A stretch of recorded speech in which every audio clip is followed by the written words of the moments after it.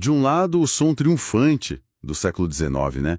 O barulho ensurdecedor das fábricas, o apito dos trens a vapor, aquela promessa quase arrogante de que a tecnologia ia finalmente dominar a natureza.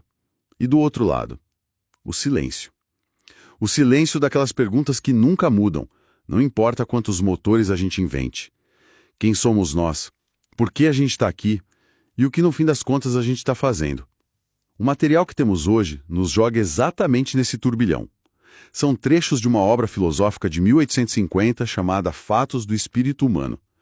É assim, um livro escrito numa era de otimismo material quase sem limites, mas que nos pede para puxar o freio de mão e olhar para dentro. Então a nossa missão aqui vai ser mergulhar esse texto para tentar responder a pergunta que o autor joga na nossa cara. Qual é a nossa necessidade mais fundamental? Aquela que sobra quando todo o resto está resolvido. E por que mesmo com todo o avanço científico, a filosofia ainda seria para ele absolutamente indispensável? Ok, vamos desvendar isso. O autor começa pintando um cenário que sinceramente parece muito familiar, mesmo quase 200 anos depois. Ele descreve um mundo completamente fascinado por suas próprias criações, as fábricas, o comércio global, a tecnologia satisfazendo até os caprichos mais bizarros, mas, ao mesmo tempo, ele dá um chacoalhão na gente lembrando da nossa luta constante contra uma natureza que, vamos ser honestos, não está nem aí para nós, né? Tempestades que varrem cidades do mapa, mares que engolem navios, doenças que viajam o mundo. E o que é genial aqui é que o autor não é um ludita, sabe? Alguém que odeia a tecnologia. Pelo contrário, ele admira os trunfos da inteligência humana sobre a matéria. A questão dele é outra, é mais profunda. Ele olha para todo esse progresso e o vê como, como incompleto. E aí ele nos propõe um exercício mental muito poderoso. Ele diz: imaginem por um segundo que a gente resolveu tudo. Imagine que a tecnologia acabou com a fome. Imagine que a desigualdade social desapareceu. E aqui ele usa uma imagem que para a época era brutal, falando dos trabalhadores, o proletariado, que olham com o estômago roncando para os produtos de luxo que eles mesmos fabricam, enquanto as sobras dos banquetes dos ricos são jogadas para os cães. Nossa, que imagem forte. É um soco no estômago. E ele está dizendo que mesmo que a gente resolvesse essa injustiça social terrível, o problema não acabaria? Exatamente. Essa é a virada de chave do argumento dele. Ele diz que mesmo nesse mundo perfeito, justo e abundante, o espírito humano não estaria satisfeito. Pelo contrário, ele argumenta que uma vez livres da necessidade de lutar pela sobrevivência, a busca por algo mais se tornaria ainda mais intensa, mais desesperada.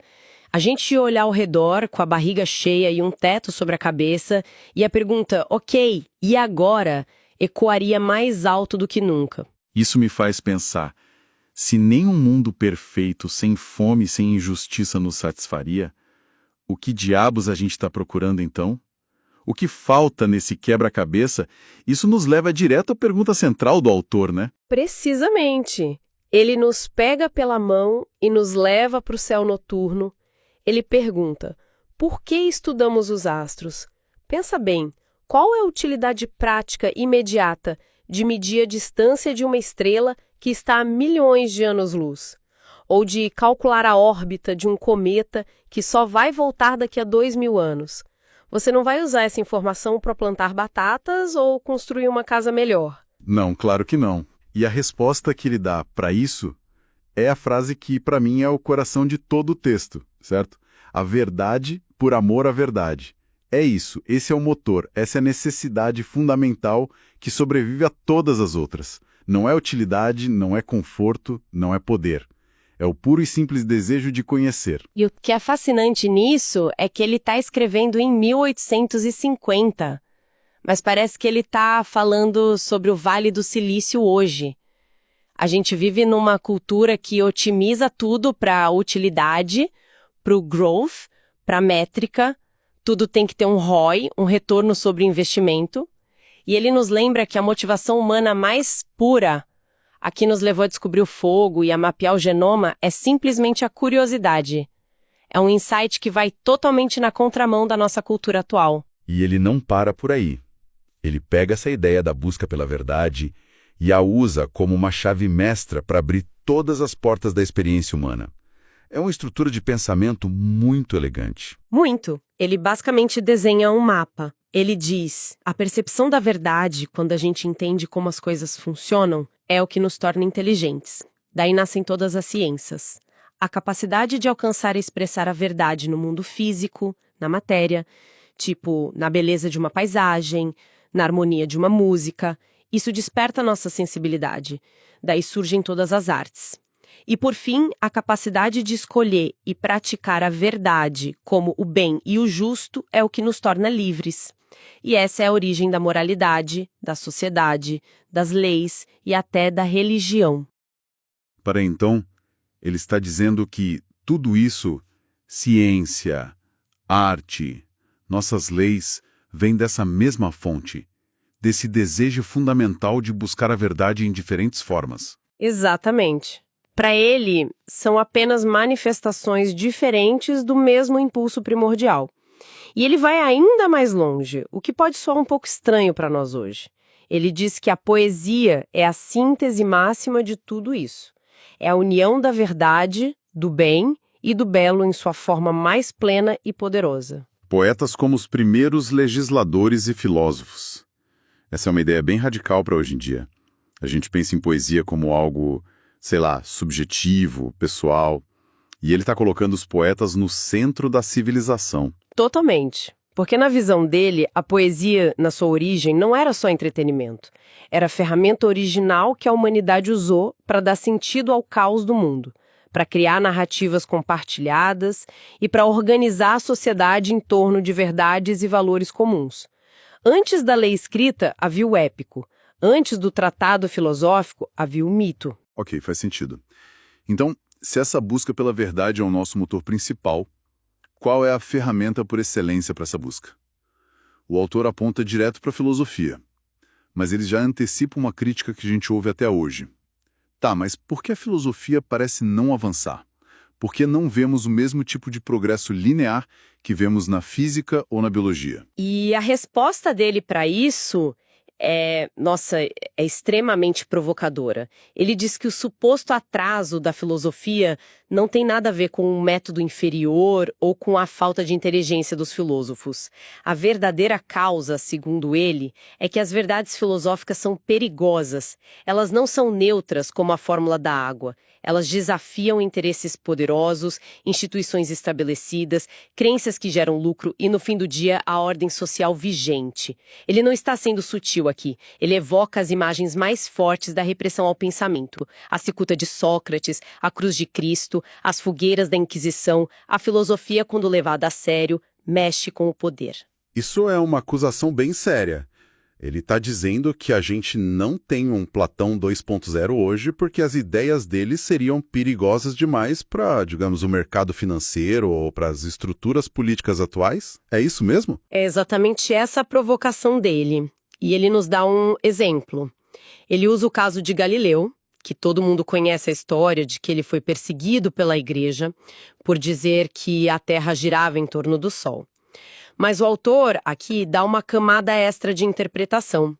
Ele argumenta que se as descobertas da física ou da biologia ameaçassem o poder e a consciência das pessoas da mesma forma que a filosofia faz, o progresso dessas ciências teria sido igualmente lento, combatido e sangrento. Mas alguém poderia argumentar o contrário, não? Que a ciência hoje é muito mais perigosa. A física nuclear, a engenharia genética, a inteligência artificial, essas coisas têm o poder de mudar o mundo fisicamente, de uma forma que um livro de filosofia, à primeira vista, não tem. É um ótimo contraponto. E acho que o autor responderia dizendo que são perigos de naturezas diferentes.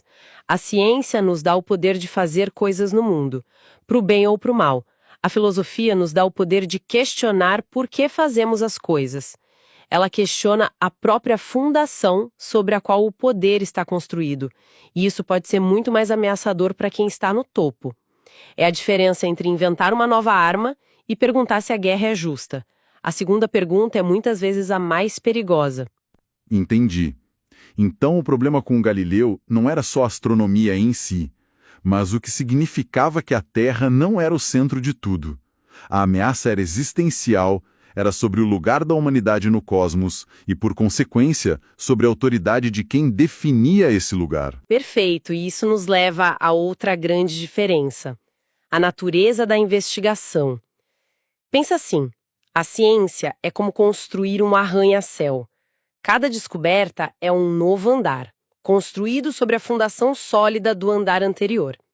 A física assume que a matéria existe, que nossos sentidos são confiáveis, e parte daí para construir.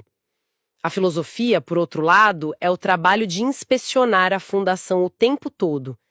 Ela não está adicionando andares, ela está cavando mais fundo para ter certeza de que o terreiro é firme. Ela pergunta: o que é a matéria? Como posso confiar nos meus sentidos? O que é o tempo? O que é uma causa? É um trabalho diferente, muito mais lento e que não parece progresso da mesma forma. Então, o que tudo isso significa? Chegamos ao apelo final do autor, onde ele basicamente dá uma bronca em quem acha tudo isso uma perda de tempo. Ele critica o que chama de sorriso estúpido daqueles que desprezam a metafísica. Exato. E metafísica é uma daquelas palavras que assustam, né? Parece algo super complicado. Mas no contexto dele é bem simples. São as perguntas fundamentais sobre a existência, a realidade, o conhecimento e o propósito. São as perguntas que a ciência, por sua própria natureza, não pode responder. Perguntas como: por que existe algo em vez de nada? Ou o que acontece depois que morremos? E para o autor, ignorar essas perguntas não é ser prático. É ser... menos humano. Ele cita Pascal, certo? Sim, e é uma citação poderosa. O ser humano foi feito para pensar, nisso reside toda a sua dignidade. O dever do ser humano é pensar como é devido, começando por si mesmo, sua origem e seu futuro. Nossa, essa frase do Pascal é pesada. O dever do ser humano é pensar como é devido. Dá a sensação de que se a gente não para pensar nessas coisas, se vivemos só no piloto automático, estamos falhando na nossa principal função, né? É exatamente essa sensação. Para o autor, se envolver com essas questões é a própria essência da racionalidade. Não pensar sobre quem somos e para onde vamos é permanecer na ilusão, é quase abdicar da nossa humanidade. E ele faz uma comparação que eu acho brilhante. Ele diz: olha, os maiores astrônomos do nosso tempo se preocupam com a remota, quase impossível possibilidade da Lua colidir com a Terra em milhões de séculos. E ninguém os chama de loucos. Ele continua: então por que seria irracional nos preocuparmos com o nosso próprio destino para além dessa vida? Uma questão que para cada um de nós é infinitamente mais iminente e pessoal. Uau! Colocado dessa forma, é um argumento difícil de rebater. E ele sugere um caminho prático para essa investigação ou fica só na provocação? Não, ele propõe um método. Ele sugere uma profunda observação psicológica, mas auxiliada por todas as outras ciências, como a fisiologia, a anatomia, a história. E aqui ele usa outra analogia fantástica, com o naturalista Georges Cuvier. Cuvier era famoso por conseguir reconstruir um animal pré-histórico inteiro a partir de um único fragmento de osso. Lembro disso das aulas de biologia. Aquele cara era uma lenda. Pois é. E o autor diz que precisamos fazer o mesmo com o espírito humano. Precisamos de uma indução igualmente ousada e rigorosa. Então ele está basicamente dizendo que, assim como um paleontólogo olha para um osso e vê um dinossauro inteiro, um filósofo deveria olhar para um sentimento, uma ideia ou uma ação humana e ser capaz de reconstruir a arquitetura da nossa consciência. É isso? É a analogia perfeita.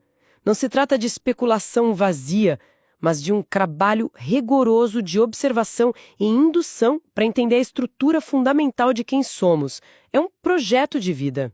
Ok, vamos amarrar as pontas.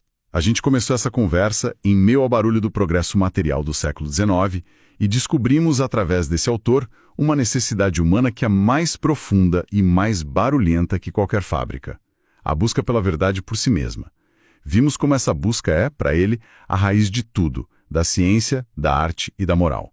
E, finalmente, vimos como a filosofia é a sua expressão mais elevada e, por vezes, mais ameaçadora, justamente por ser tão poderosa. E se conectarmos isso ao quadro geral, o texto termina com uma observação bastante sóbria. O autor afirma que a filosofia não pode e não deve usar a força. Seu único caminho é o convencimento, a persuasão. Ela vive, segundo ele, em uma espécie de paz armada com as estruturas de poder existentes, sempre em uma tensão saudável, o que, claro, nos deixa com uma reflexão final para os dias de hoje. Manda. Em um mundo que hoje se move infinitamente mais rápido do que na era industrial, um mundo impulsionado pela tecnologia e pela informação instantânea, onde somos bombardeados por respostas prontas antes mesmo de formularmos as perguntas, a tarefa lenta, árdua e muitas vezes frustrante da filosofia de questionar tudo, de cavar até a fundação, de buscar a verdade por amor à verdade, essa tarefa se tornou um luxo irrelevante ou, pelo contrário, se tornou mais essencial do que nunca para nossa sobrevivência como seres pensantes.